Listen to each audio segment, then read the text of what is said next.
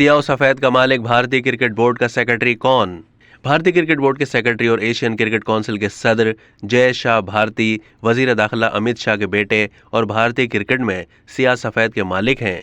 उनकी पॉलिसियों में बीजेपी सरकार की झलक दिखाई देती है। भारतीय क्रिकेट बोर्ड में उनकी मर्जी के बगैर पत्ता भी नहीं हिल सकता। उनकी मौजूदगी में पाकिस्तान और भारत के क्रिकेट रवाबित में बेहतरी के इम्कानात न होने के बराबर हैं।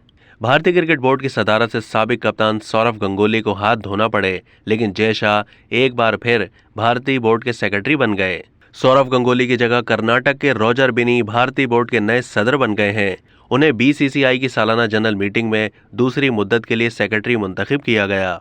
दूसरी जानिब भारत में इस बात पर बहस जारी है कि जय शाह को दूसरी मुद्दत के लिए बीसीसीआई में सेक्रेटरी क्यों मुंतखब किया गया और गंगुली को दूसरी मुद्दत क्यों नहीं दी गई। हालांकि वो भारतीय क्रिकेट में हैवी वेट तस्वुर किए जाते हैं। जय शाह के मातहत बीसीसीआई बीजेपी हुकूमत की मुलाजिम और उसका इजाफी बाजू बन गया है। अहमदाबाद में सरदार पटेल स्टेडियम का नाम मोदी के नाम पर रखने के अलावा बीसीसीआई ने पीएम केयर्स फंड में 51 करोड़ रुपए का ताउन किया है। बीसीसीआई के सुबुकदोश होने वाले खजांची और आईपीएल के नए चेयरमैन ने बताया है कि क्रिकेट बोर्ड का बैंक बैलेंस 3 वर्षों में 3,648 करोड़ रुपए से बढ़कर 9,629 करोड़ रुपए हो गया है। भारतीय बोर्ड दुनिया का अमीर तरीन बोर्ड बन गया है। रियासती क्रिकेट एसोसिएशंस को दी जाने वाली रकम में भी तकरीबन 5 गुना इजाफा हुआ है।